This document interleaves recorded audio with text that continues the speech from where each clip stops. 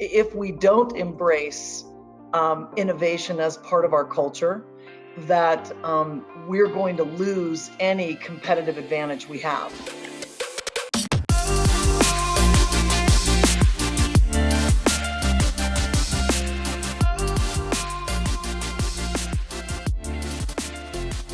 Greetings, everyone. If this is your first time joining us, welcome to the Mortgage Innovators podcast, where we deliver fresh and hopefully entertaining and fun insights on all things mortgage and the innovation propelling our industry forward. My name's Margaret Chiavini. I'm with Caliber Home Loans, and every Tuesday you can find our rotating group of co-hosts, or what our producers have dubbed the Innovative Five, who all share their own unique connection to the industry. This week is a really special week because I get to co-host with Michael from American Pacific. Hi, Michael. Hey, thanks for having me, Margaret. Absolutely. So happy you're here. Happy to be here. And now we'd like to thank our sponsor, Qualia. Qualia is the category-creating digital closing platform used by thousands of lenders across the country to seamlessly work with their title and escrow partners. By working better together, Qualia is powering lenders to deliver a differentiated closing experience for their clients. Through real-time communications, closing status updates, and workflow management, Qualia brings lenders together with home buyers and sellers, title and escrow agents, and real estate agents for a secure and seamless closing experience. Qualia is proud to have been awarded the Housing Wire Tech 100 Award for real estate, as well as CB Insights FinTech 250 Award. Discover how you can work more efficiently with your title and escrow partners at qualia.com/innovators. That's QUALIA.com/innovators. Okay, Michael, what do you say we get started? Let's do it. Okay, so we have a really fun topic for this podcast, and the topic is around innovation as culture. Mm-hmm. You know, we hear all the time, it's critical what your culture is, and you know, we have this powerful company culture, and so we're really going to kind of dissect that a little bit with specific emphasis on innovation. Mm-hmm. And does innovation belong as a core value in a company's culture? What are the benefits? You know, what are the drawbacks? And then ultimately looking at kind of examples of companies where innovation is a core value, what it's meant for them, and then kind of wrapping it up that if we accept that innovation is an important part of a core value, how would a CEO or an executive leadership team or a company get started in the journey of incorporating innovation into their culture? So to kind of kick us off, Michael, I always love to start with, what are we talking about?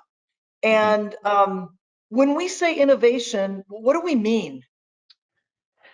Yeah, I think, the funny thing about it is I think it might change depending on who you ask, because it is such a broad, broad topic. But for me personally, I look at it as like the creative way that you leverage technology to improve a process or an event.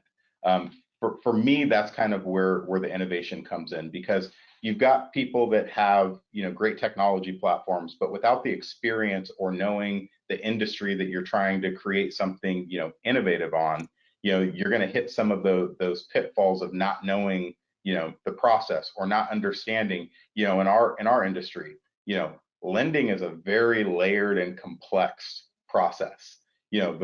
The different departments involved, the multiple companies involved. So it's very difficult for an outsider to just come in and be like, okay, tell us what you need and we'll just build it. And so for me, it's really that creative way of leveraging the experience of knowing, how to do the process, how to be a loan officer, how to run a mortgage company, and then how then you can identify technology outlets that can help create a more seamless process for everybody involved. I love that. A lot of times when I think about innovation, I think about the fact that it's really a way of thinking. It's almost like a mindset. You know, Mm-hmm. do you want to come to the conversation and do you want to say, how can I make it better? And I know you have an example in your company of, some of the ways that you're innovating.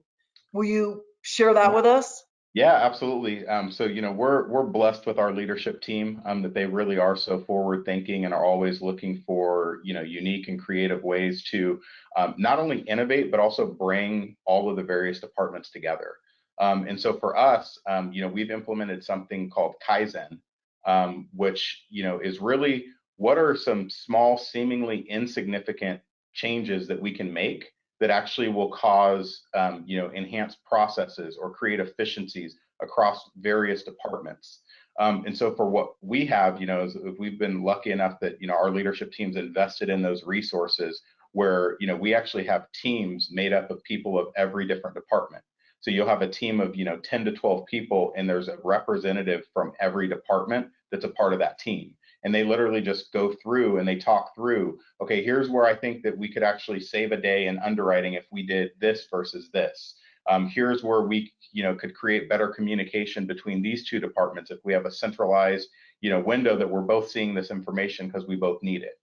It's just those little things, and by having other departments represented in those meetings, you're able to identify quickly, well, hey, if you do this, that actually will have a negative impact to me here because I need to see this. Or, hey, that would actually help all of us. And so, it just creates this camaraderie, this like we're all pulling on the rope together to do things to create a better experience ultimately for what we view as our customers, as our loan officers. So we really put that at the foremost of who are we impacting here, and does this help create a better loan officer experience, or end user being the customer, the borrower, experience for them. That's so cool. Hey, so how did you guys come up with that name? And So what it's does it not, mean? yeah, so it's actually it's not something that we came up with the name. It's actually something that's out there, and there's actually a lot of companies that use Kaizen. I do know that it was something that actually Kurt Reisig, our chairman, brought back from I think something that he had been experienced or seen, and wanted us to really leverage that because of the impact that he saw, or the potential that he saw in us, driving that. That's so neat. What's the qualification to get on the Kaizen team? You're an employee of American Pacific Mortgage. Wow. So anybody Everybody, can. yep, that's actually part, everybody gets assigned to a team upon, onboarding with us, because again, they feel like it's so important because I feel like it not only, we can talk about the process, improvement side of it, but I think the key of what you even said around culture, just getting somebody dipped into our culture of like, again, the partnership, the not siloing between the various departments, that we're all getting in this meeting and talking about ways that we can make things better, and everybody has a voice. I think that's one of the things that a lot of times that you hear, with certain companies, and it's not anything that against them, but some companies are so big where people say like, I don't know that I have a voice. So to bring people in out of the gate to where you're in a relatively small team, but still enough to have representation across various departments, and you have a voice from day one, to offer your thoughts of what you're seeing. And I just think that it's a really good way to really, embrace people into our culture. Yeah, definitely.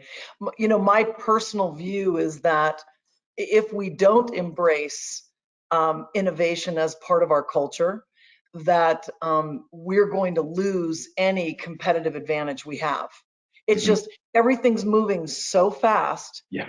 and the marketplace, just the base marketplace, is really demanding that. Whether it's like what you said, is it technology that's making it more efficient, and then is the experience really nice? I mean, I think that's the challenging balance, right? Yep. Definitely. Yeah, and I think even expanding on that a little bit, it's outside of our industry, right? it's not about, where we're at necessarily compared to the next competitor, but it's where is the lending technology as, as a mortgage industry compared to what people experience in their everyday interactions. That's kind of what set the bar. What set the bar is, how do you order your food at night now? You know, Yeah. how do how are you ordering, how are you getting from the airport home? You're doing everything through technology and through mobile devices and computers. So now the expectation is when I go to buy a home or do a refinance, I'm going to have that same experience because that's what my everyday life tells me my experience should be. Yeah.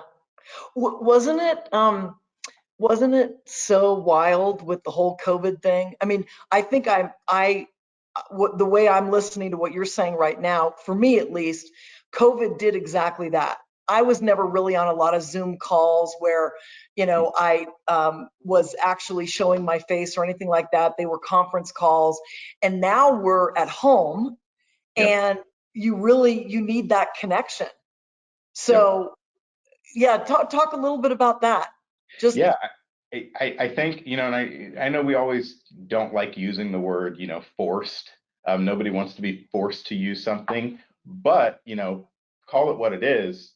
Last year forced us to get outside of our comfort zones where, majority of loan officers always met clients face to face. You know, the first half of last year, for the most part, that was out the window. So what are you doing then?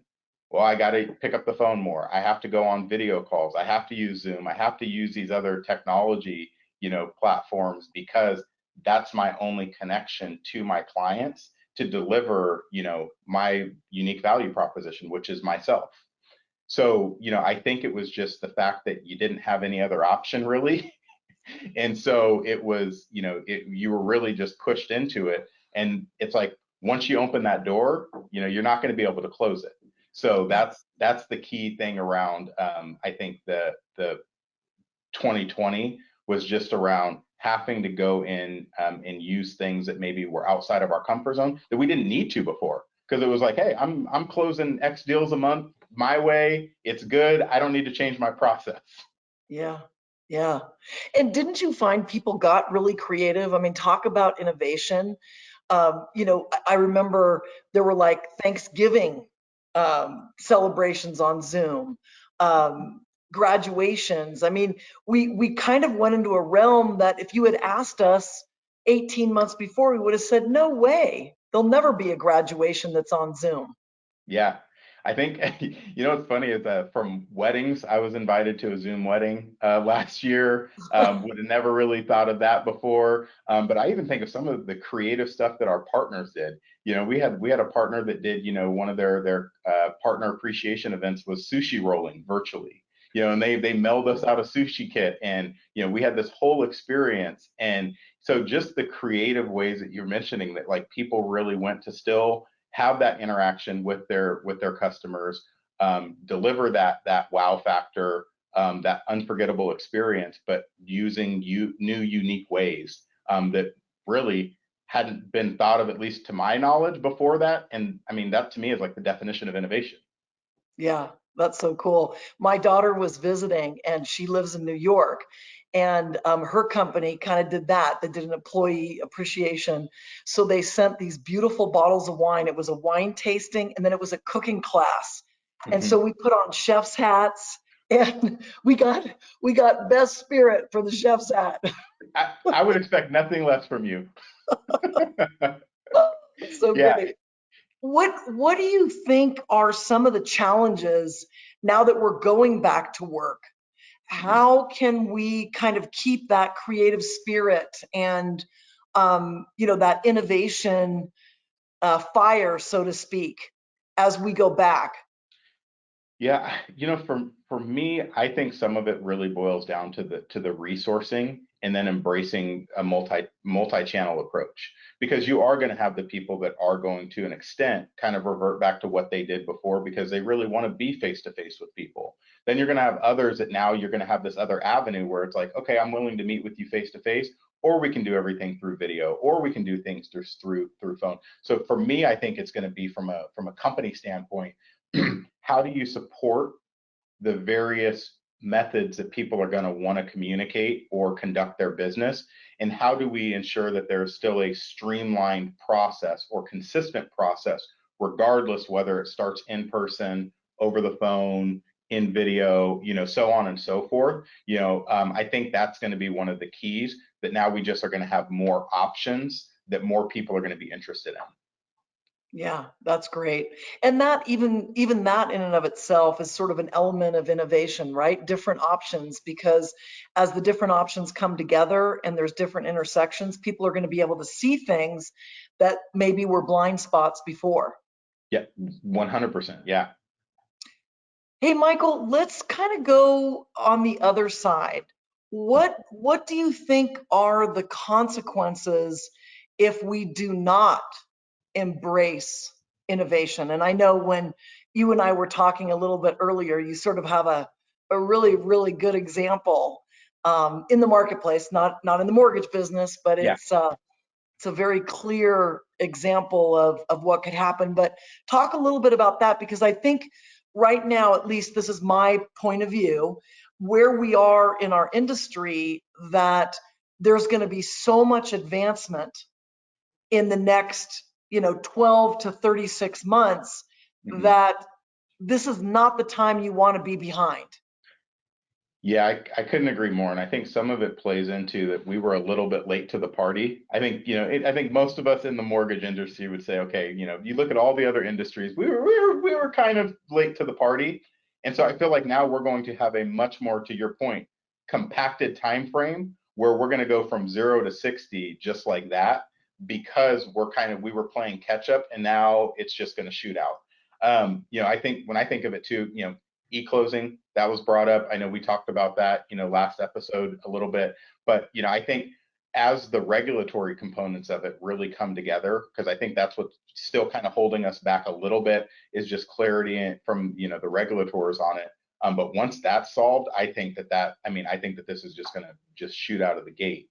And thinking of some companies that come to mind, or situations that come to mind, where it's like innovating versus maybe not innovating to the same level as your competition, would be like MySpace and Facebook. Think about 10 years ago. Really, Facebook was still kind of up and coming, starting to, and like maybe it's 15 years ago at this point, but like MySpace was the thing. That was, I had my top 5 on my MySpace. You knew who my best friends were. That was like the thing. And you see where, those two companies, Facebook really invested in innovation, going into the ads, going into all of these other social, media means, and you see how they just skyrocketed, buying up, competitors that were up and comers that, posed a threat. They own Instagram, they, just buying up to make sure that they kept their competitive edge in their market and kept that innovation going.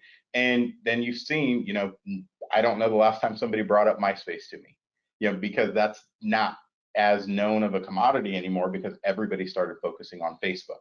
So that's just one that pops out to me, that again isn't industry specific, but it's something that I think enough of us know or remember, where it kind of resonates to give that comparison. Yeah, and almost to sort of see that coming. Mm-hmm. It's like Kodak. They didn't see the industry completely changing, and it took them off guard completely. Yep.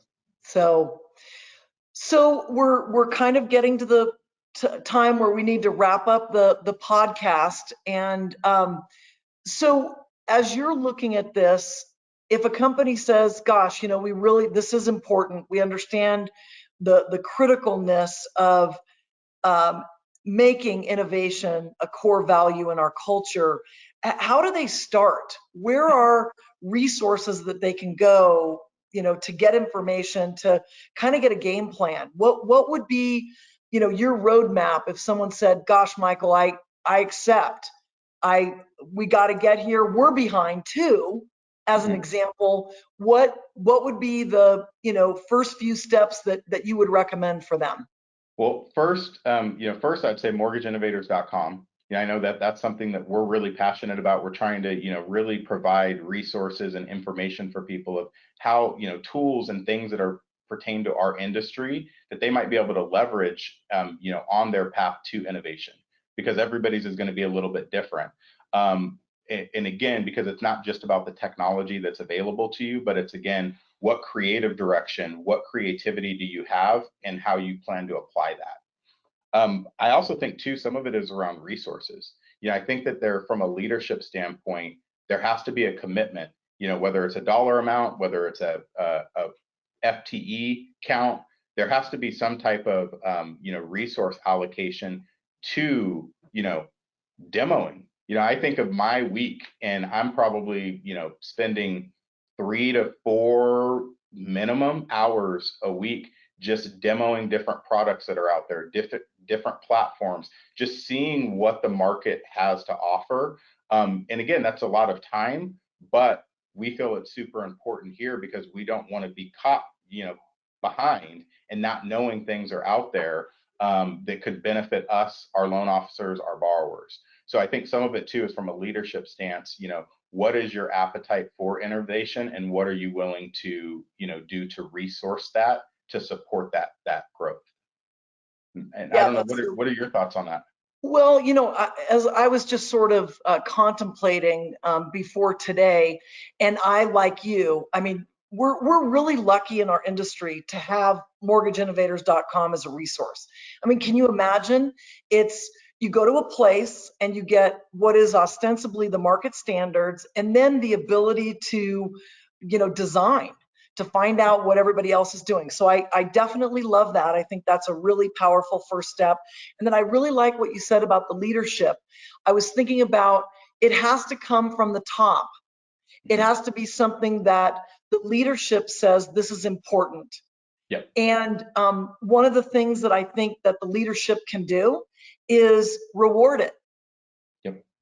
In other words, making that as somehow, whatever it is, whether it's, acknowledgement in terms of awards or something like that, whether it's monetary, and then having standards and criteria around innovation. And also sort of this notion, remember when you were in school and that it would be a brainstorming class and everybody would say, now remember, there's no bad idea. Yep. And so that's kind of what I think too, culturally, about innovation, that not necessarily that you're going to use every idea that comes up, but wow, I mean, imagine, just with the people feeling free enough to be able to say, hey, I think this might help. It could be something very powerful. And I meant to tell you this in the beginning. I love what you said with Kaizen. Is that the right way to say it? Yeah, Kaizen. Kaizen. With Kaizen, that the idea is small little things. Mm-hmm. And it always makes me think of geometry and trigonometry, that you make one little change here and the impact is profound down the road.